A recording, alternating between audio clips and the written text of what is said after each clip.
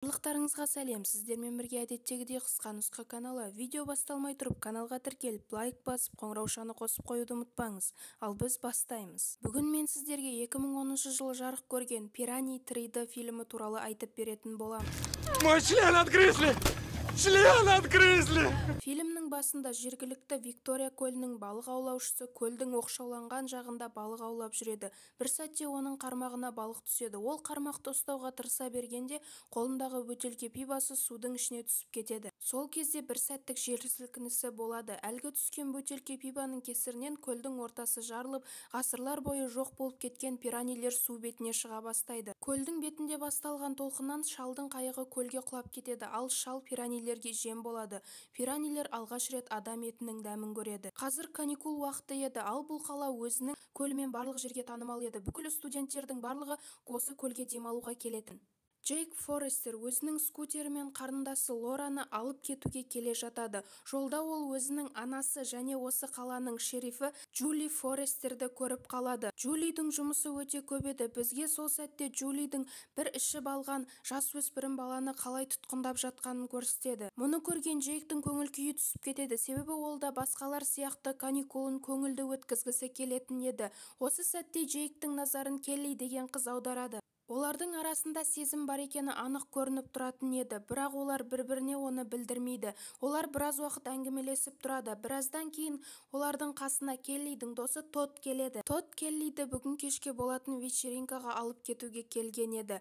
Келли Джейкке бірге баруды ұсынады. Джейктің қатты барғысы келсе де бара алмайтын еді, себебі оның үйде қарындасы Лора мен кішкентай інісіне қарауы керек еді. Мұны естіген Келлидің достары оны мазақтап үстіне бөтелке суды лақтырып кетіп қалады.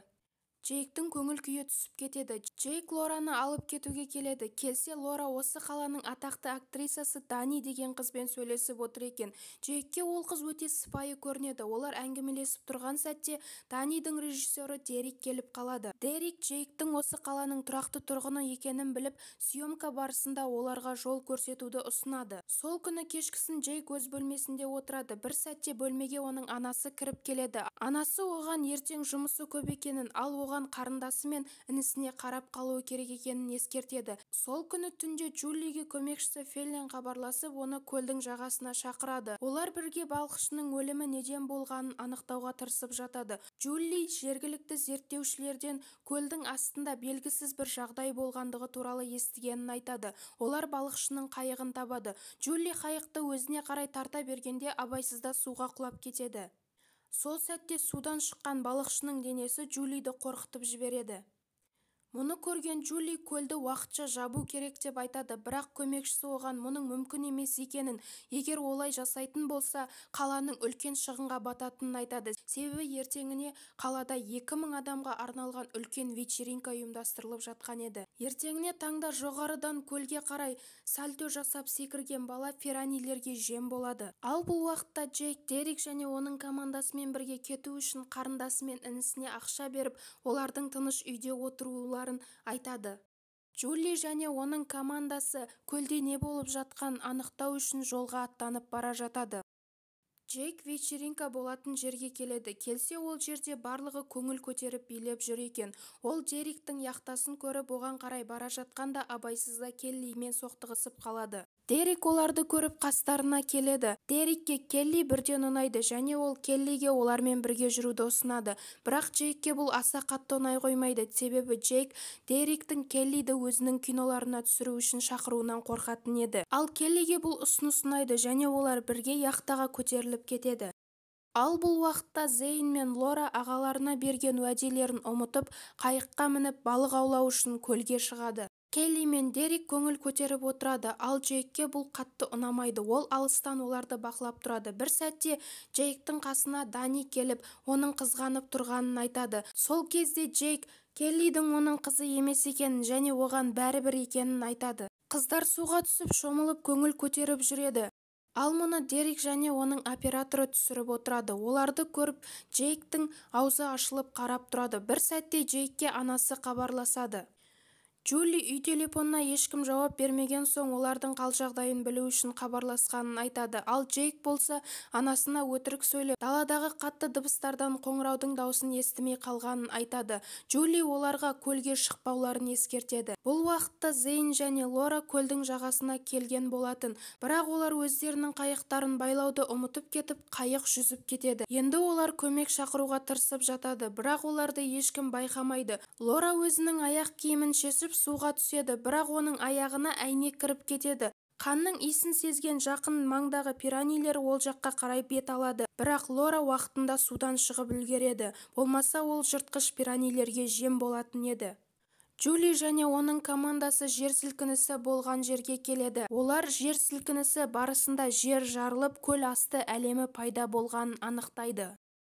Паула және Сэм зерттеу жұмыстарын жүргізу үшін киініп судың астына түседі. Жоғарыда Джули мен зерттеуші олармен радио байланыс арқылы хабарласып тұрады. Бірақ жарылған жердің аузы кішкентай болғандықтан Сэм жалғыз өзі кіруді шешеді. Паула оны есіктің алдында күтіп тұрады және онымен үнемі байланыста болады. Ал жоғарыда оларды зерттеуші және Джули бақылап тұрады. Әлгі жол Сэмді үлкен көл асты әлеміне алып кетеді. Ол жерде ұзын-ұзын біртүрлі нәрселер бар еді. Сэм оларды жер асты өсімдіктері деп ойлайды, бірақ шын мәнінде олар кішкентай ғана пиранидің жұмыртқалары еді. Сэм қолындағы қолғабын шешіп әлгі затты ұстап көрмекші болады, бірақ сол сәтте оның қолын бір нәрсе тістеп алады. Сэмнің қолы қанап кетеді. Ол көмек белгісін бермек болғанда, оның жан-жағын жыртқыш пиранилер қаптап алған еді. Пиранилер оны бір сәтте жоқ қылып жібереді. Паула Сэмді шақырып жатады, бірақ оның тек қана айқайы естіледі. Мұны естіген зерттеуші киініп суға түспекші болады. Паула Сэмнің жағдайын білу үшін оның ізінен бармақ болады, бірақ бұл өте үлкен қателік еді. Оған сол сәтте жыртқыш пиранилер шабуыл жасайды. Паула бар күшімен қарсылық танытып су бетіне шығып үлгереді.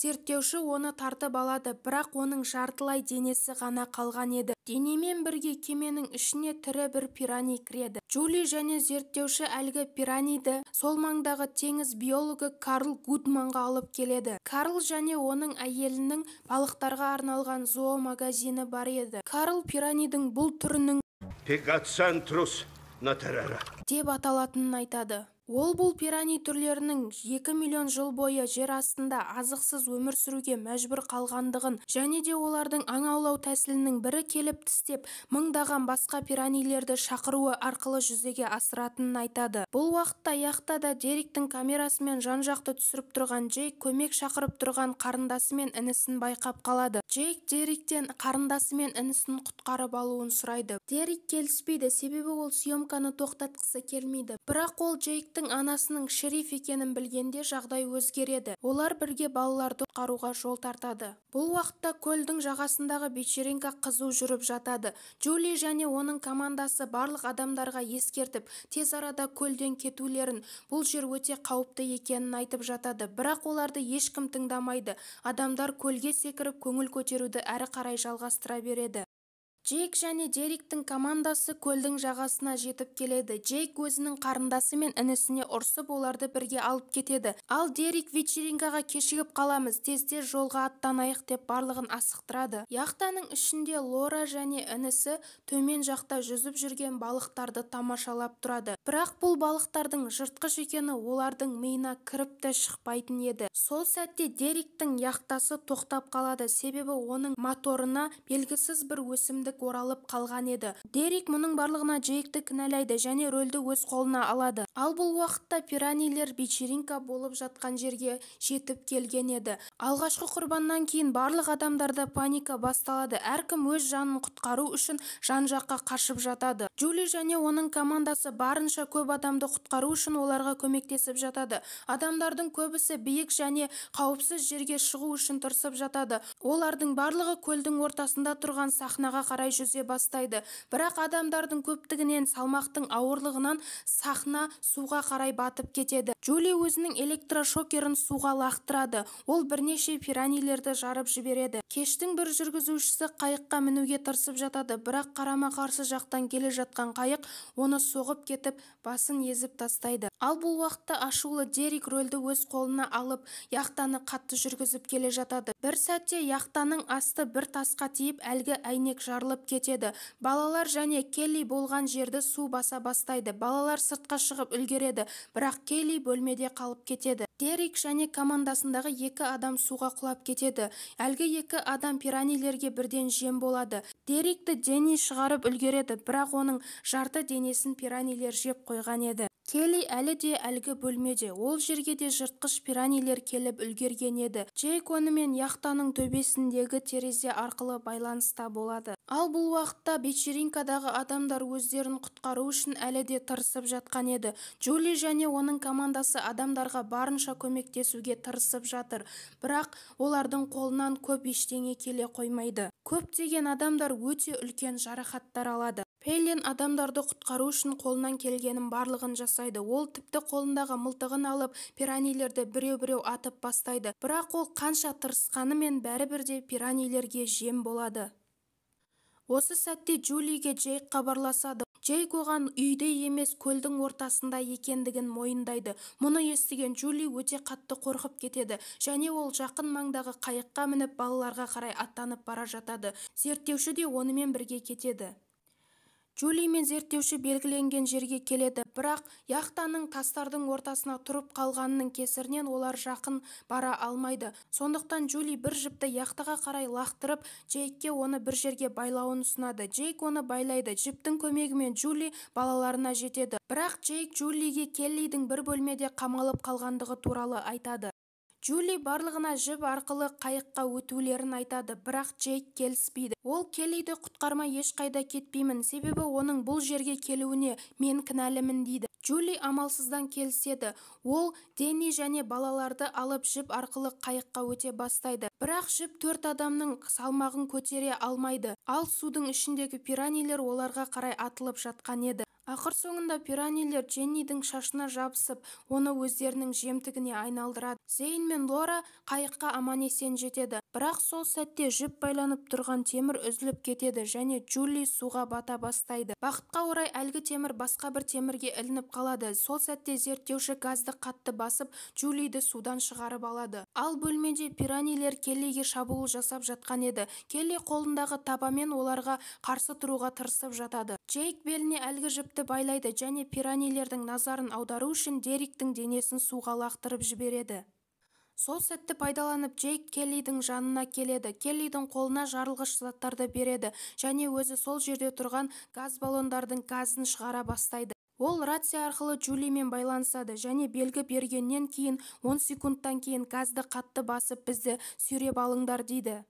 Ол белгі береді және олар суға түседі. Бірақ зерттеуші қанша тырысқанымен қайық от алмай қояды. Пиранилер тез арада Джейк пен Келлидің жанына келген еді. Джейк Келлиді қорғау үшін оны құшақтап алады. Соңында қайық әрең дегенде от алады және зерттеуші газге қатты басады. Сол сәтте әлгі жарылғыштардың және газ баллондардың көмегімен яхта жарылып кетеді. Джейк және Келли аман-есен қайыққа шығып алады. Гудман Джулиге рация арқылы байланысқа шығады және ол Джулиге өте жаман жаңалықты хабарлайды. Гудман пираниді зерттегенін және бұл пиранидың тек қана кішкентай баласы екенін айтады. Вы охотитесь на молодняк. Это пока мальки. Зерттеуші онда үлкен пиранилер қайда дейді. Сол сәтте судан акуланың денесімен бірдей үлкен пирани шығып, зерттеушіні жұтып жібереді. Осымен фильм аяқталады. Достар, видеоны соңына дейін көргендеріңіз үшін үлкен рахмет. Қолдау білдіру үшін лайк басып, каналға тіркеліп кетуді ұмытпаңыздар. Келесі видеоларда кездескенше сау болыңыздар.